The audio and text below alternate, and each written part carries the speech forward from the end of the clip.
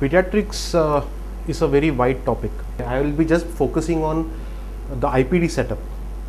You know, in homeopathic practice, I think the child is the first patient to come in, then followed by the mother, and then the whole family comes. We are the family physician. So, a pediatric orientation for homeopath becomes very important. The type of cases that would come in a OPD setup would obviously be a little different when you see if you are a hospital based physician, and also depending on the area that you are practicing, you may see different aspects of case.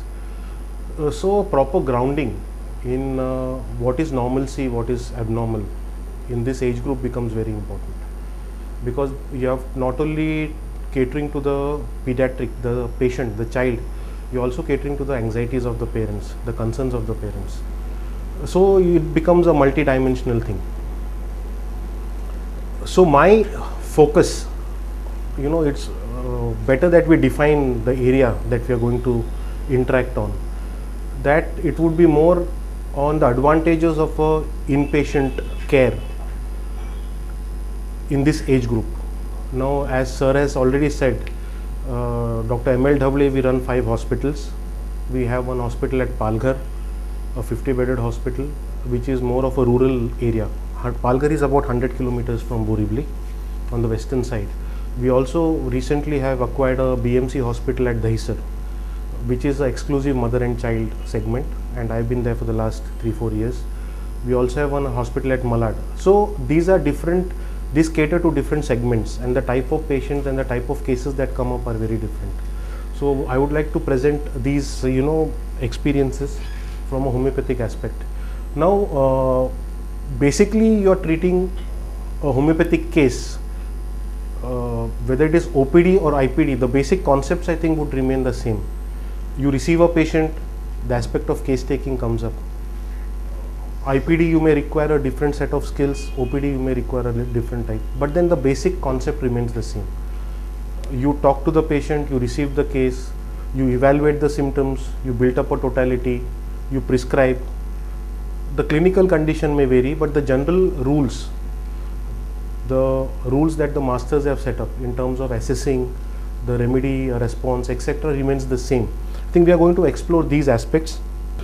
It is also very important for us because pediatrics, along with the mother, maternal health, it is in focus right now.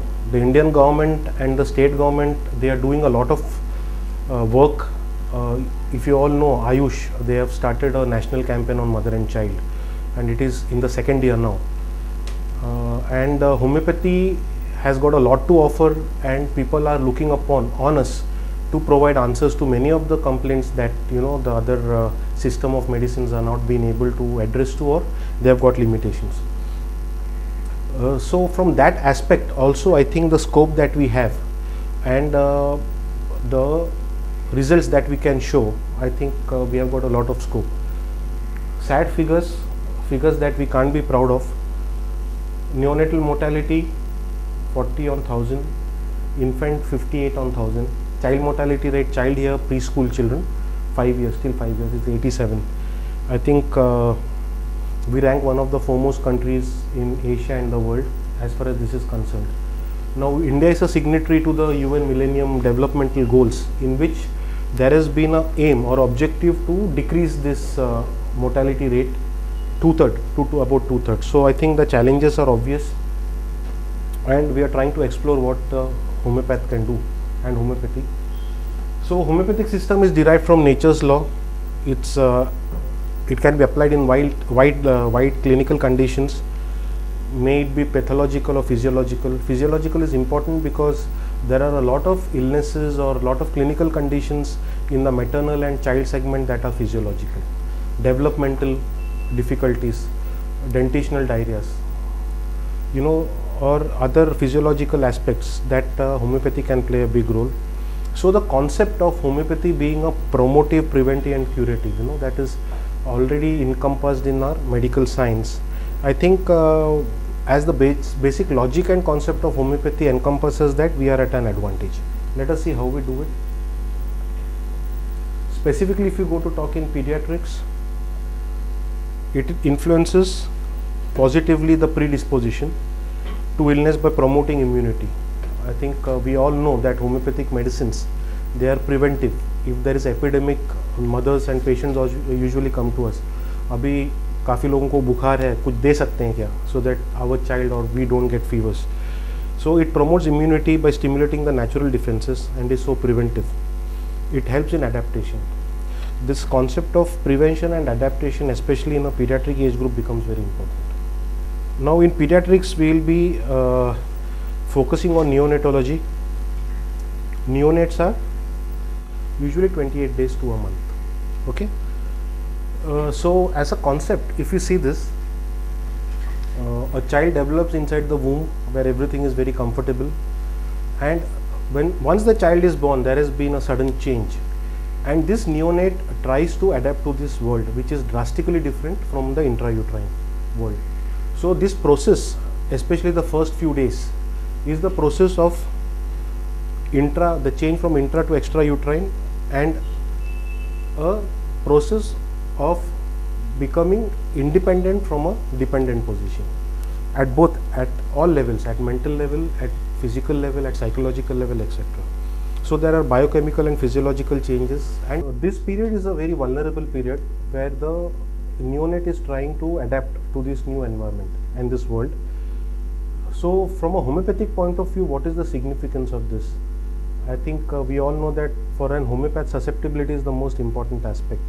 So how do we view this physiological changes and the clinical changes that are occurring in terms of the susceptibility? So unless you understand all this from a viewpoint of susceptibility, will not be able to handle these cases. How and what, I think it will be clear as we go ahead. This is a 2-day-old baby referred for persistent vomiting since birth, preterm LACS delivery, leaking per vaginum. So already there are risk factors. There was a leaking per vaginum, which increases the chances for infection. One, there is a preterm. That means the child there's a low weight birth weight and it is before date. The birth weight, as you see, it is 1.85. These cases are from different hospitals. This child cried immediately after birth. The patient was put on antibiotics and perinorm drops for 2 days, but there was no improvement.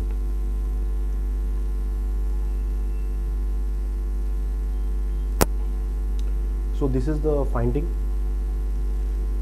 The low birth weight, gestational age is just 30 to 32 weeks, but the other parameters are okay. The liver is 1 centimeter, which is normal in a neonate. So as a physician, I think we should know what is normal and abnormal in a particular age group. Spleen not palpable. What is important is a soft lump palpable in the epigastric region. This is the X-ray. I think you can see the large fundic shadow.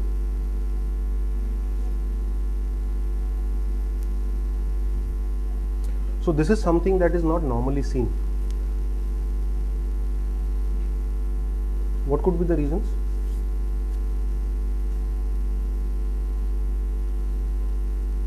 In this age group with persistent vomiting and the fundic shadow. Fundic shadow means there is a gas accumulation of gas. So what could be the reason? Clinical state. Okay, physiological, But then if it were physiological, then burping or it would have been over by its, it should have improved on its own. But this is a case of persistent vomiting.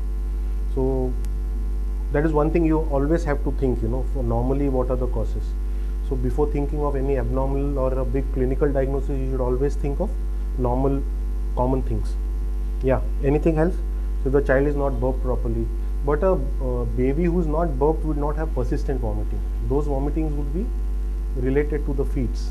Mother would say that immediately the child just regurgitates. It is not more of a vomiting. Should mostly say that it is regurgitation after feeds. Anything else?